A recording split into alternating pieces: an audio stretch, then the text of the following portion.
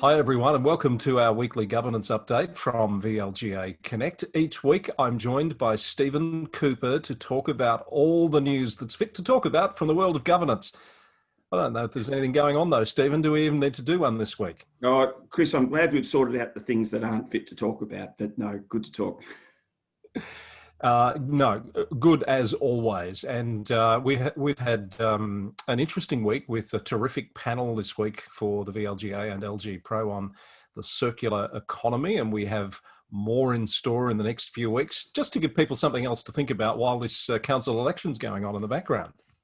Chris, that was a fantastic discussion, and I believe will be available shortly, if not already, on the VLGA website around designing in of our materials and processes to maximise reuse, minimise waste, and ultimately build a more sustainable economy. It was a fabulous panel, and congratulations.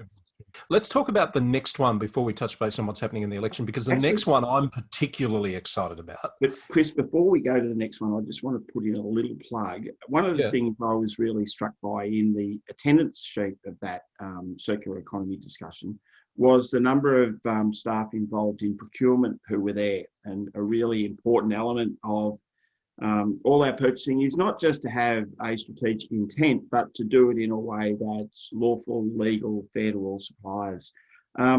We've received some correspondence this week from the government agency around advancing the education and skills of procurement at the VLGA, and a letter will be going to CEOs to ask for participation and thinking through what the skill set is for procurement staff, the ideal skill set. So please, CEOs and council staff, when you see that document, all props to you for completing it, because it's a really important topic. Absolutely. And as you say, an important skill set too. Thanks for telling me about that. Just remind me, with the Local Government Act 2020 implementation, there are some changes around the procurement policy requirements and timelines. Am I right? Oh, Chris, that's one of those questions without notice. There are some requirements around updating. We've already got a requirement for procurement policies to be reviewed annually. I would think from a risk perspective, it would be wise of any incoming councils, particularly when you're looking at delegations, to have regard to procurement risks, and that compliance risk is one of them. Yeah, important topic, something where perhaps we can come back to. Let's get on to the campaign. So it's on pretty significantly, of course, with 1 week left before you need to get your, as of recording this, your ballot packs back in the mail. I note that today, our recording date, the 16th of October, is the day whereby the VEC said if you haven't got your ballot pack yet, wait till the 16th, but if you haven't got it by the 16th, that's when you should be contacting the election office or the election manager. So we're getting pretty close. Absolutely. So yes, there's been a few people a bit nervous already that ballot packs haven't been received, but you're quite right, Chris. Today is the day beyond which anyone without a ballot pack should be contacting the VEC. And you vote, I presume?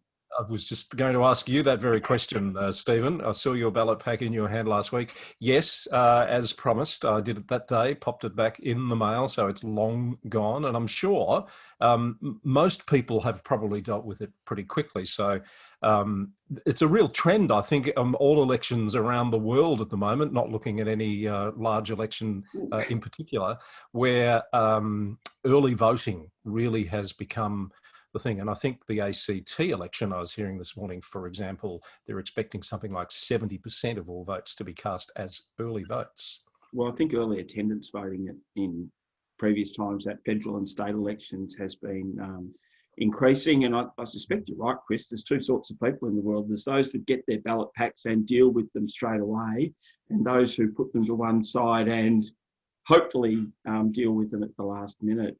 We had a bit of news at our place subsequent to our discussion last week. As a result of me being the nominee for a corporate entity, managed to receive a ballot pack also for a council whose initials are the City of Melbourne. And you might recall there's 59 candidates, Chris, and I did want to vote for a particular candidate, but I didn't want to follow the ticket. And I was mightily relieved when the last square was the number 59. So that's a challenge for some people, as we were talking about last week, when you've got a lot of candidates, to either go for the above the line option if that's available, but also to make sure that every square is numbered. That's very, very conscientious of you, Stephen, to do below the line. I'd love to know the statistics on how many people bothered to do that, actually. I suspect, though, that when they're opened up the VEC, just look and go, oh no, another one. But anyway, that's the democratic right, Chris. And of course, you've got 2 ballot papers for City of Melbourne, haven't you? Because you would have had the mayoral ticket as well. 8, am I right? Are there eight tickets on that? Or? Something, there was a number like that. If it wasn't 10, it wasn't far off it. Yeah. All right. So now we'll get back to the panel that's coming up that I'm a little bit excited about, because we're going to spend some time, a couple of Wednesdays from now, talking about the role of the mayor. It's more than just a title, and the timing of this is deliberate because it's around that period where councillors will be starting to, or incoming councillors will be starting to get a sense of whether they're likely to be elected or not, perhaps. And thinking about, who's going to be installed as mayor. So we wanted to talk about the role. It is as the name says, more than just a title. And think about, who's best placed to lead the council, and what do you expect from, or should you expect from, a mayor, particularly in the first year of a new term? I think that's, and that's right, Chris, and we're all really excited about it, because it's such an important topic and good for incoming and existing councillors to think through the job description. And there have been changes in the Local Government Act. So as we've talked about before, the role of the mayor has been beefed up to have greater responsibility for conduct and the relationship between the group of councillors, that it's maintained in accordance with the Code of Conduct. Also the leading the reporting back, or the development and reporting back of the council plan, so a more strategic role. So there is that job description of mayor, and it's not for everyone. So if a new council can be as informed as possible, and they have a month from the date of the election to actually make that decision, then hopefully this will be of some use in that process. And on our panel, we have Noelene Duff, who is the Chair of Administrators at the City of Casey and a former long-term CEO at the City of Whitehorse primarily. Peter Stevenson, a former Mayor and Municipal Monitor. Judy Verlin, former Mayor at the City of Ballarat. And you're going to have to help me we've got a legal person as well on our panel. We've got Melissa Scadden from Justicia, who are a law firm who really specialise in relationship management, including conduct of mediations when things go a little bit off the rails. So expecting to get some really good tips for incoming mayors and councillors around how to have effective communication that really prevents the escalation of conflict. Do you think this is one that governance people, CEOs, even directors and councils should be part of the discussion as well? Absolutely, Chris. I think what's often understated is the role of the executive and the governance team in helping the council to have constructive conflict. I mean, one of the things that's often understated too is every organisation needs conflict and tension at an appropriate level to enable it to proceed. It is unhealthy to have an absence of conflict. We've talked before about Lencioni's characteristics of effective teams, and the first one is to be able to manage your conflict effectively. So council staff certainly play a role in that. You've reminded me too, though, Chris, that of course this is free for LG Pro members and VLGA members. That would extend to candidates at councils who are VLGA members. So and I know I've spoken to a couple of candidates during the week who are excited about the prospect of being elected, and that if they have said, oh, this will be a really useful piece of information because, one of the early decisions for the council, who's going to be there. Yes, absolutely. All right, so that's coming up on the 28th. You can register now. I'm expecting it to have a high level of interest. So I'm not sure we've ever got to a point of needing to close off to manage numbers, but this could potentially be one. So get in early. I hope so, Chris. And that panel you've mentioned before, that is a cracking panel of real experts with dirt under their fingernails, I suppose you could say, Chris. People who are absolutely alert to the dynamics of the role of mayor.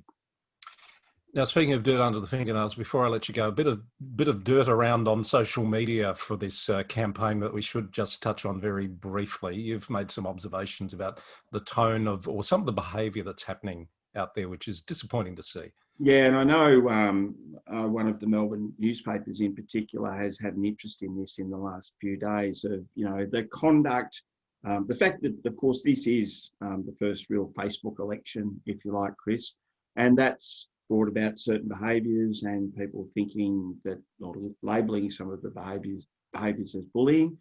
And we've also seen reports over the last week of the defacing of posters. And, people that do that sort of thing would probably be wise to have a look at sections 300 and 301 of the Local Government Act, because, and even if it's not in the Act, it's about local democracy, and local democracy should be civil. So, the inspectorate have obviously had a lot of complaints, and they will take their course as the election plays out. Some will fizzle out, some might find their way into electoral tribunals, I suppose, Chris.